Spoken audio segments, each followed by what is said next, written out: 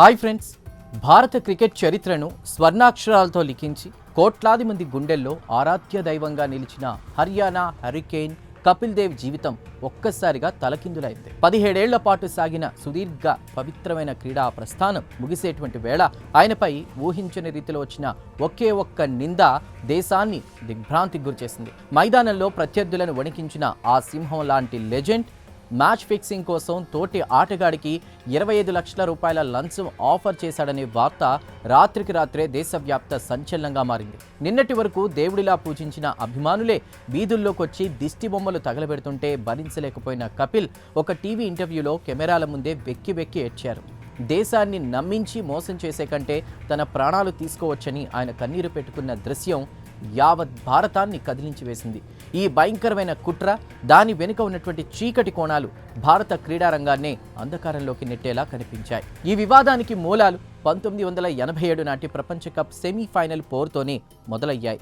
ఆ మ్యాచ్లో England batsmen గ్రహం గూచ్ పదే ఒకే దిశలో స్వీప్ షాట్లు ఆడుతున్న కపిల్ దేవ్ అక్కడ ఫీల్డర్ను మోహరించకపోవడం విమర్శలకు తావిచ్చింది. స్వయంగా గ్రహం గూచ్ సైతం ప్రెస్ కాన్ఫరెన్స్లో ఆ వ్యూహాత్మక లోపాన్ని చూసి ఆశ్చర్యం వ్యక్తపరిచారు. ఆ తర్వాత 1991 అక్టోబర్ 23న పాకిస్తాన్తో జరిగిన వన్డే మ్యాచ్లో కూడా అనుమానాస్పద పరిణామాలు చోటు చేసుకున్నాయి. కేవలం 258 పరుగుల లక్ష్యంతో బరిలోకి దిగిన భారత జట్టు పటిష్టమైన స్థితిలో ఉన్నప్పటికీ అజారుద్దీన్, కపిల్ దేవ్ ఇద్దరు వరుసగా 0 పరుగులకే వెనుతిరిగారు. మైదానంలో వెలుతురు చాలా తక్కువగా ఉందని, ఆటను నిలిపివేయాలని కొందరు సహచరులు కోరినప్పటికీ మ్యాచ్ కొనసాగించడం చివరకు భారత్ 4 పరుగుల స్వల్ప తేడాతో ఓడిపోవడం తీవ్ర అనుమానాలకు దారితీసింది. ఆ కాలంలో భారత క్రికెట్ కంట్రోల్ బోర్డు ఇప్పుడంత రిచ్ కాదు. ఆటగాళ్లకు లభించే పారితోషికాలు చాలా పరిమితంగా ఉండేవి.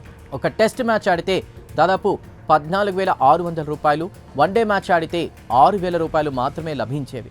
ప్రకటనలు, మోడలింగ్ రంగాల ద్వారా కపిల్ దేవ్ ఏడాదికి దాదాపు 23 లక్షల రూపాయల వరకు కూడా ఆర్జించేవారు.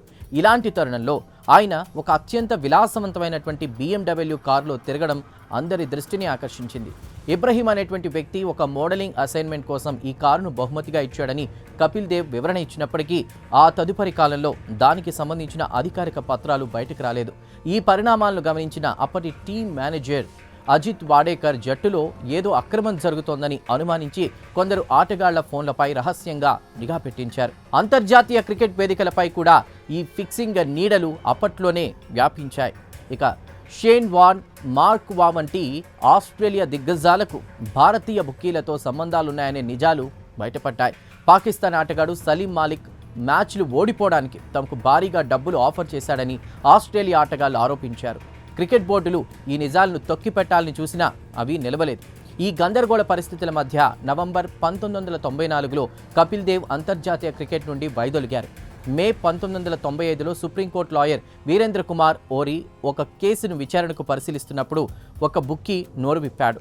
1994 న్యూజిలాండ్ పర్యటనలో భారత జట్టు ఘోర పరాజయానికి కపిల్ దేవ్ సహకరించాడని, దుబాయ్, ముంబై బెట్టింగ్ ముఠాలు ఏవైతే ఉన్నాయో దీనివల్ల 16 కోట్ల రూపాయలు సంపాదించాయని, కపిల్ దేవ్కు 1 కోటి రూపాయల నగదుతో పాటు నకిలీ మోడలింగ్ పేరిట 25 లక్షల రూపాయలు బదిలీ అయ్యాయని ఆ బుక్కీ సంచలన ఆరోపణలు చేశాడు.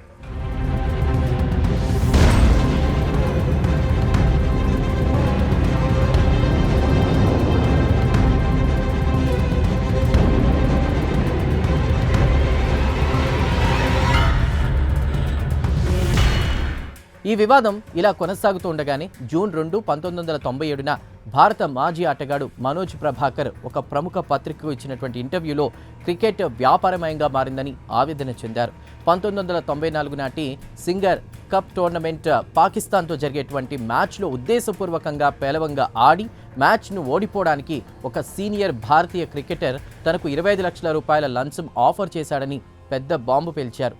ఈ వార్త దేశాన్ని ఉలిక్కిపడేలా చేయడంతో జూన్ 6, 1997న బీసీసీఐ సెక్రటరీ జగన్మోహన్ డాల్మియా ఆ లంచం ఆఫర్ చేసిన ఆటగాడి పేరు చెప్పాలని మనోజ్ ప్రభాకర్కు లేఖ రాశారు. ప్రాణభయం, పరువు నష్టం దావాల భయంతో ప్రభాకర్ అప్పట్లో పేరు వెల్లడించడానికి నిరాకరించారు. ఈ తీవ్ర ఒత్తిడి వల్ల supreme court retired chief justice Yashwant Chandrachud నేతృత్వంలోని విచారణ కమిషన్ ఏర్పాటైనా ఏ ఆటగాడు నిజాలు చెప్పలేదు. చాలా కాలం విరామం తర్వాత అక్టోబర్ 1, 1999న కపిల్ దేవ్ భారత క్రికెట్ జట్టుకు ముఖ్య కోచ్గా బాధ్యతలు చేపట్టారు. అదే నెలలో న్యూజిలాండ్తో జరిగిన ఒక టెస్ట్ మ్యాచ్లో భారత్ 583 పరుగుల భారీ స్కోర్ చేసి ప్రత్యర్థిని కేవలం 308 పరుగులకే ఆల్అవుట్ చేసింది. సాధారణ క్రికెట్ నిబంధనల ప్రకారం ఫాలో ఆన్ ఇచ్చి మ్యాచ్ను సులభంగా గెలవాల్సింది పోయి కపిల్ దేవ్ ఫాలో ఆన్ ఇవ్వకూడదని మొండిగా నిర్ణయించారు. ఈ వివాదాస్పద నిర్ణయం కారణంగా చివరకు ఆ మ్యాచ్ డ్రాగా ముగిసింది. భారత్ ఫాలో ఆన్ ఇవ్వడం లేదనేటువంటి విషయం బుక్కీలకు ఒక్కరోజు ముందే ఎలా తెలిసిపోయింది అనేది పెద్ద రహస్యంగా మారింది. సచిన్ టెండూల్కర్ను ఈ విషయమై ప్రశ్నించగా కపిల్ దేవ్ స్వయంగా అందరి ముందే మళ్లీ బ్యాటింగ్ చేస్తామని ప్రకటించడం వల్లే తాను కెప్టెన్గా ఏమీ చేయలేకపోయానని వెల్లడించారు. మరోవైపు రమ్మిక్ చావ్లా అనేటువంటి ఒక పెద్ద వ్యాపారవేత్త నివాసంలో ఆదాయపు పన్ను శాఖ జరిపిన సోదాలలో ఒక రహస్య డైరీ లభ్యమైంది. అందులో కేడి అనేటువంటి కోడ్ నేమ్తో 1,33 లక్షల రూపాయల పెద్ద లావాదేవీలు రాసున్నాయి. అందులో 25 లక్షల రూపాయల చొప్పున 2 సార్లు బ్యాంక్ డ్రాఫ్ట్ చెక్కుల రూపంలో బదిలీ కాగా మిగిలిన 83 లక్షల రూపాయలు నగదు రూపంలో ఉన్నాయి. విచారణలో ఆ కేడి వ్యక్తి కపిల్ దేవ్ అని ఆ వ్యాపారవేత్త స్పష్టం చేశాడు. చెక్కుల ద్వారా వచ్చిన 50 లక్షల రూపాయలను కపిల్ దేవ్ అంగీకరించినప్పటికీ మిగిలిన 83 లక్షల రూపాయల నగదుతో తనకు ఎలాంటి సంబంధం లేదని తిరస్కరించారు. ఆ తర్వాత ఆ నగదు మొత్తాన్ని కపిల్ దేవ్ ఆదాయపు పన్ను అప్పీలేట్ ట్రిబ్యునల్ ద్వారా తన అదనపు ఆదాయం జాబితా నుండి తొలగించుకోగలిగారు. దేశవ్యాప్తంగా ఈ మ్యాచ్ ఫిక్సింగ్ గందరగోళం పార్లమెంటు స్థాయికి చేరడంతో మే 2, 2000వ సంవత్సరంలో కేంద్ర దర్యాప్తు సంస్థ సిబిఐ రంగంలోకి దిగింది. ఇక బుక్కీల బ్యాంకు ఖాతాలను ఆటగాళ్లతో ఉన్నటువంటి సంబంధాలను క్షుణ్ణంగా తవ్వి తీయడం ప్రారంభించింది. సిబిఐ జరిపిన విచారణలో మనోజ్ ప్రభాకర్ ఆ 25 లక్షల రూపాయల లంచం ఆఫర్ ఇచ్చింది మరెవరో కాదు కపిల్ దేవ్ అని నేరుగా పేరు చెప్పి సంచలనం సృష్టించారు. హోటల్ గదిలో నవజోత్ సింగ్ సిద్ధు ఉన్నటువంటి సమయంలోనే కపిల్ దేవ్ ఈ లంచం ప్రతిపాదన తీసుకొచ్చారని, పాకిస్తాన్ మ్యాచ్లో సరిగ్గా ఆడనందుకు ఈ భారీ మొత్తాన్ని ఇస్తామని అన్నారని వివరించారు. ఇక పక్క గదిలో ఉన్నటువంటి నయన్ మోంగియా, ప్రశాంత్ వైద్య వంటి ఇతర ఆటగాళ్లకు కూడా ఈ గొడవ వినిపించి ఉంటుందని చెప్పారు. ఈ విషయాన్ని అప్పట్లోనే అజిత్ వాడేకర్, మహమ్మద్ అజారుద్దీన్, రవి శాస్త్రిలకు తెలిపినా ఎవరూ పట్టించుకోలేదని పేర్కొన్నారు. అయితే విచారణలో సిద్ధుతో పాటు ఇతర ఆటగాళ్లెవరూ మనోజ్ ప్రభాకర్ వాదనలు పూర్తిగా బలపరచలేదు. ఈ ఆరోపణలను నిరూపించడానికి తహల్కా వెబ్సైట్ ప్రతినిధులతో కలిసి మనోజ్ ప్రభాకర్ ఒక రహస్య కెమెరాతో స్ట్రింగ్ ఆపరేషన్ నిర్వహించారు.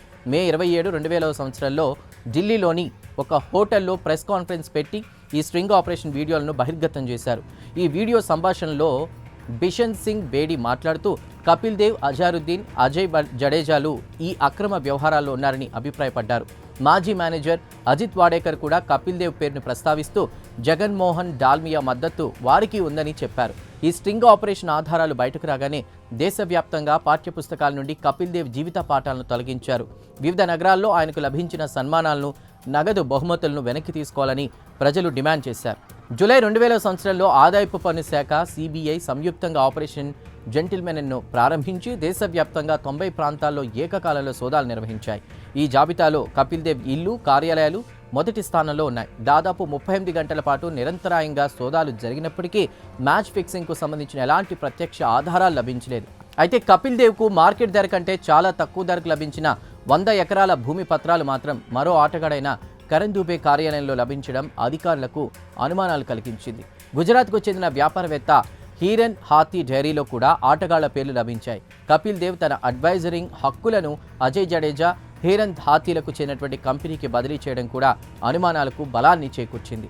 తీవ్రమైన మానసిక ఒత్తిడి నడుమ సెప్టెంబర్ 12, 2000వ సంవత్సరంలో కపిల్ దేవ్ తన కోచ్ పదవికి రాజీనామా చేయగా అక్టోబర్ 30న సిబిఐ సమర్పించిన తుది నివేదికతో ఈ భయంకరమైన ఫిక్సింగ్ తుఫానుకు తెరపడింది.